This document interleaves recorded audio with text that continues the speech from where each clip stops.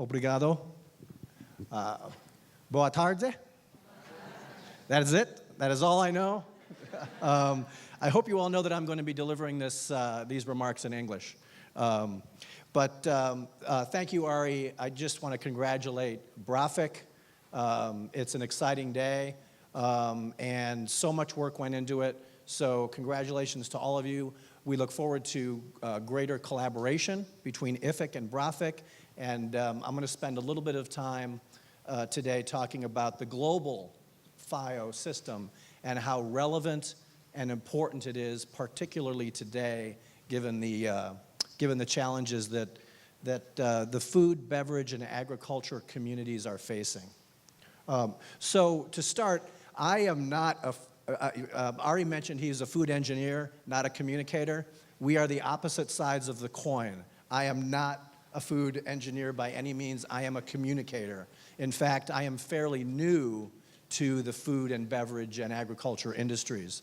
I've been at IFIC for 4 months, so I am new. And for the past 4 months, I've been consumed by this triangle. And I don't know if anybody out here who's familiar with ILSI is familiar with this triangle, but basically it's my way of thinking about what the industry needs to be doing in order to preserve its license to operate globally. First of all, obviously, the food, beverage, and agriculture industries are engaged in a lot of policy advocacy work. In the United States, that's government relations, that's regulatory affairs, that's legislative affairs. It's articulating a public policy strategy around a variety of issues. Obviously, another part of this triangle is the science. That's where ILSI comes in. The third part of the triangle is the communications piece. This is where all of the FIOs come in. And this is a great example of how critically important Ari and others' role has been to establish this BRAFIC capability. Why is it so important? There are many things that lobbying organizations and advocacy organizations cannot accomplish. There are also many challenges that science organizations have in terms of communicating with external constituencies. The beauty of BRAFIC and the FIO network in general is that we can develop a consumer research agenda that aligns with where the conversations are around health and nutrition. We can engage the media in ways that companies can't, and in ways that science organizations can't. We can also share the science in understandable ways. One of the things I've learned in 4 months is if you want to talk about science with consumers, don't start with science. Start with something else, because science is a very challenging topic to translate into the values that consumers share. One of the things that IFIC does quite a bit is in the area of rapid response. You all know the story. A study is released to the media. The methodology behind the study is not very good. The headlines go crazy with respect to an ingredient or a chemical or the latest fad diet. We have an opportunity at IFIC to help our member companies understand how to respond, how to explain the science to consumers, explain the methodologies, and to do so quickly in an age where social media and digital channels create massive opportunities for headlines that actually damage consumer understanding about nutrition to become pervasive and to be shared and shared and shared and shared. The other important thing that a FIO provides is an ability to engage with NGOs in ways that businesses can't. And one of the reasons that BRAFIC and IFIC are important forums for these conversations is because we're connected to academia and researchers in ways that the businesses aren't. So whether it's nutrition, the global public health challenges that are faced by food, beverage, and agriculture companies, or whether it's sustainability, food security, the FIOs create a unique platform to engage NGOs in these areas. And then finally, we do a lot of engaging with government. We don't do it as a FIO in terms of advocacy, but we do it in terms of collaborating around behavior change projects, collaborating around public education, collaborating around research projects in order to better understand the consumer. So independence is very important for a FIO. At IFIC, we obviously work with companies, we work with industries, we work with member companies that have particular products in particular spaces, and then we obviously work with thousands of brands. We don't talk about any of those. We don't take a position on any of those. Our work is strictly about the system and the food system. It's about food science. It's about categories.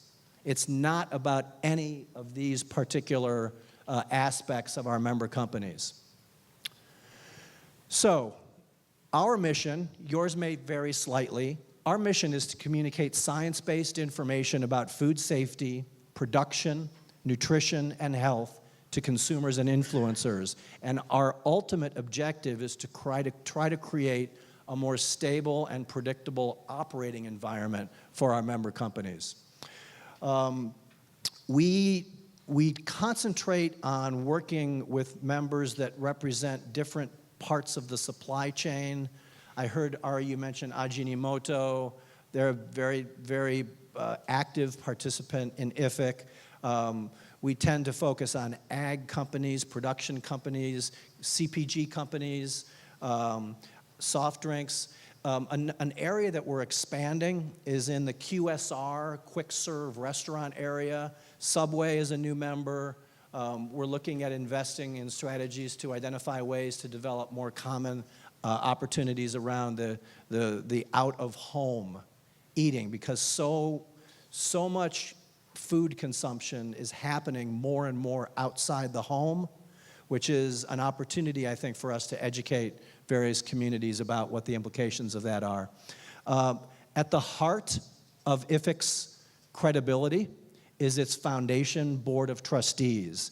A majority of the trustees in the foundation are academic partners from various colleges and universities. We pursue disciplines ranging from ethnography, journalism, food safety, child and infant nutrition. We also have what we call public liaisons. And as BRAFIC thinks about governance and new opportunities, we have found it's very useful to engage governmental representatives as public liaisons to the foundation. They don't vote in the foundation's decision-making, but they advise and they help us maintain a collaborative environment with public agencies that have responsibility for nutrition or food safety. Again, IFIC's role, we're not the voice of industry. We're not conducting scientific research. We're squarely focused on consumer insight, influencer engagement, and content. The earlier speaker was talking about the vital role that content plays in today's media marketplace. As I get to in a minute, a great deal of our work is focused on content development. Legally, this is, you probably can't read it. This slide just basically shows IFIC is technically two organizations. There's IFIC, which is populated by member companies, and then there's the IFIC Foundation, which includes a combination of member companies and these academic and public trustees. I would say the 3 or 4 major ways that we support our members. Number one is issues management and rapid response. I spoke about that a little bit earlier. What can a FIO do when a study is released in the media that is not particularly good from a methodological perspective, and yet the headlines are jumping to huge conclusions that are affecting potentially millions of consumers. So that's a big role for IFIC, is to step in and help journalists and consumers understand where the science is and how this headline relates to the larger body of science that's out there. Also, we do a lot of research with our members and with government around where consumer trends are. How do consumers feel about individual ingredients? How do consumers feel about their own nutrition patterns? What do they tell us they value? We also are focused a great deal on the development of member-aligned content, and I'll get to that in a little bit. And then finally, this influencer engagement. These are probably the 4 main areas where IFIC is most active. So, current challenges. IFIC was founded over 30 years ago, mainly around market acceptance strategies with certain ingredients. Today, the need for FIOs globally, I believe, is more significant than ever before. The challenges in global public health and making sure that industry and the innovation that comes from industry is a source of solution for the global public health challenges that we face. We're dealing a lot with biotechnology right now because of the GMO debate in the United States. We're looking a lot at labeling, which is a huge challenge for our industry, both on the biotechnology side and on changes to nutrition labels. There's a great deal of focus and a great deal of public attention on individual ingredients. The labeling strategies that are the most effective in the consumer space in the US market right now are labels that say no. There's no GMOs, there's no trans fat. The more no's you have on the label, the more you will sell of that particular product. And it plays on the challenges that we're facing in the current environment. IFIC is organized into what we call long-standing issue groups. They change over time. I thought they might be relevant for this group so that you could understand what we're working on. We have 5 issue groups that range from sweeteners to a nutrition group to food safety and agricultural technology. I'm just going to run through them fairly quickly. Agricultural technology and safe food production.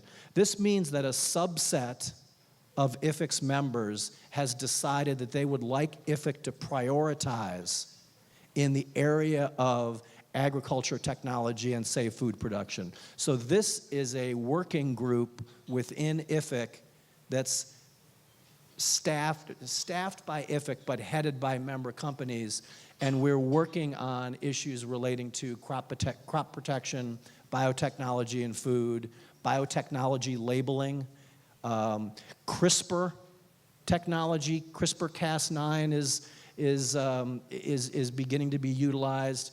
We have a lot of concerns based on our research about how consumers are going to react to CRISPR, which is another technology that's very difficult to understand. For many consumers, it's a black box, just like GMOs, and that's an area that this group is focusing on. Eating patterns across the lifespan. This is a group that includes our member companies that care a lot about out-of-home eating. These are companies that are heavily involved in food service and companies that are producing products that are connected to particular eating patterns and particular health benefits. This group also focuses a lot on infant nutrition. We do a lot of work with Abbott Nutrition, and we do a lot of work with Gerber from Nestle. Food ingredient and chemical safety, this is our largest group. I imagine that as BRAFIC thrives and grows, the food ingredient and chemical safety segment may be similarly active. Again, another major challenge for us in 2017 will be clean labels.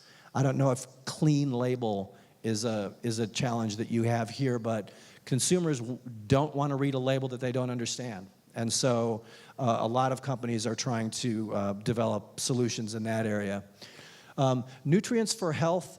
This is an area that produces a lot of content that aligns with particular member priorities in the area of protein, carbohydrates, fiber. So in this case, IFIC is developing content and distributing content that's unbranded, has no connection to a particular company name, but it's more about the category. It's more about the category of protein, for example.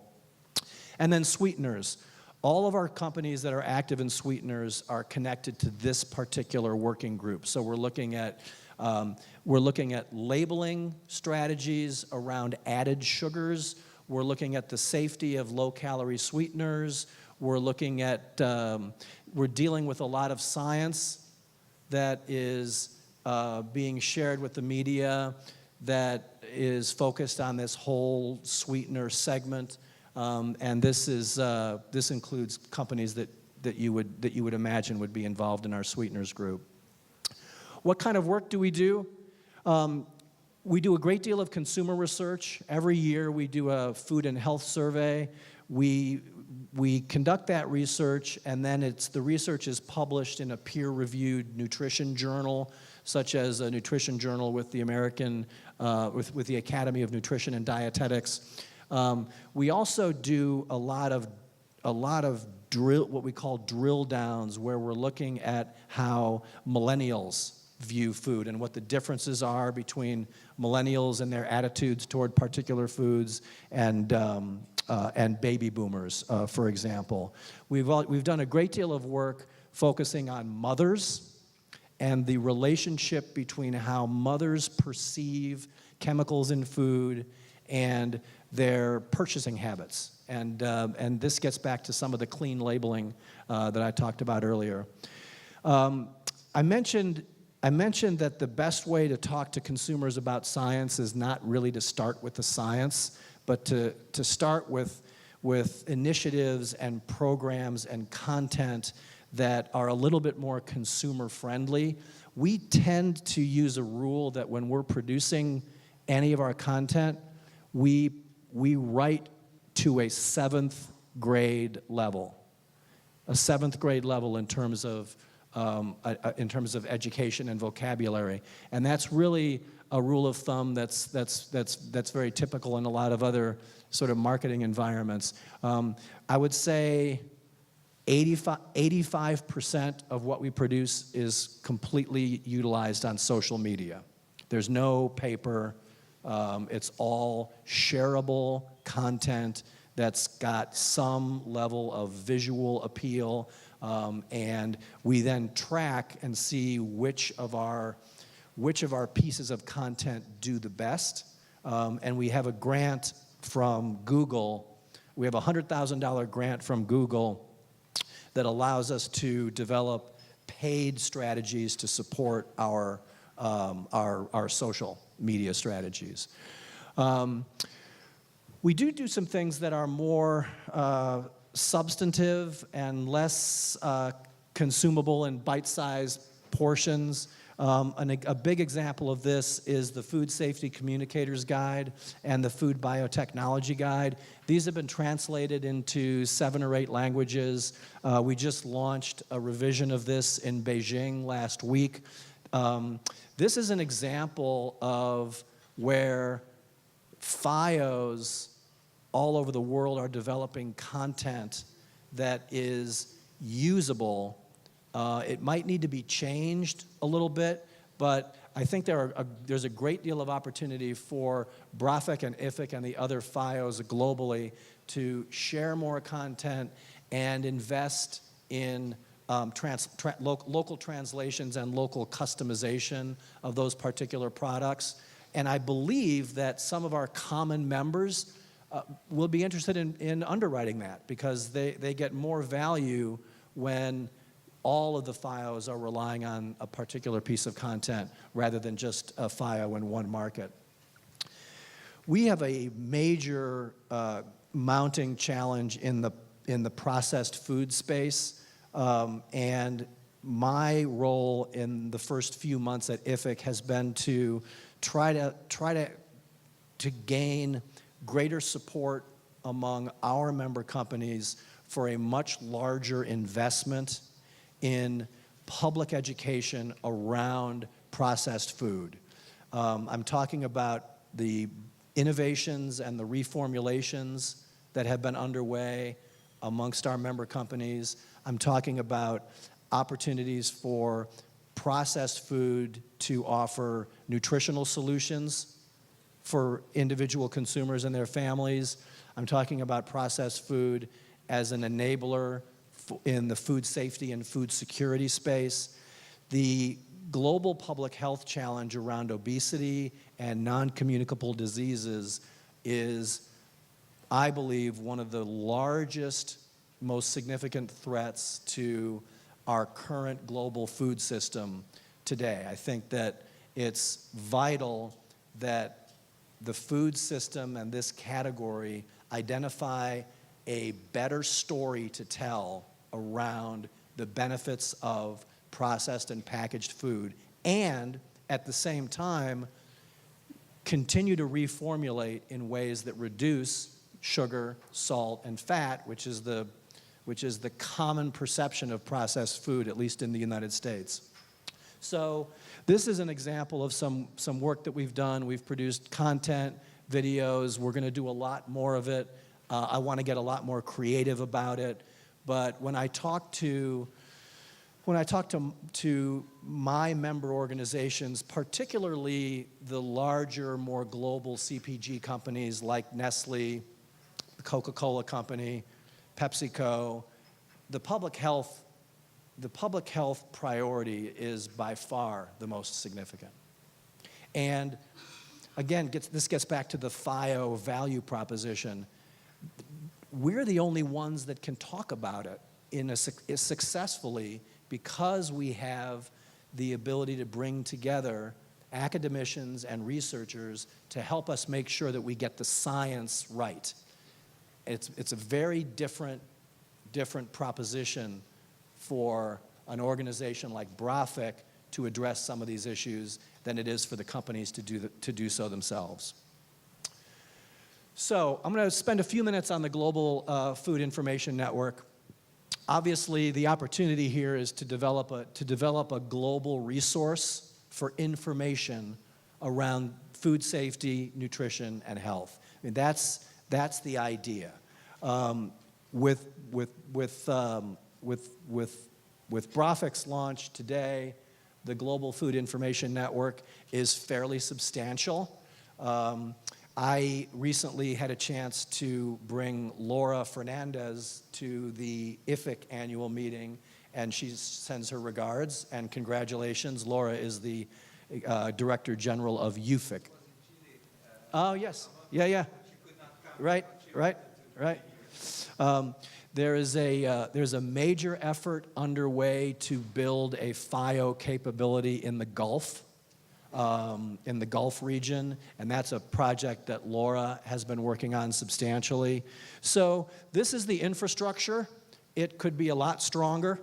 It needs to be much more developed, but the investment that is being made in BRAFIC, for example, and in other areas represents a real opportunity for us to strengthen this network in ways that will advance the industry's license to operate globally.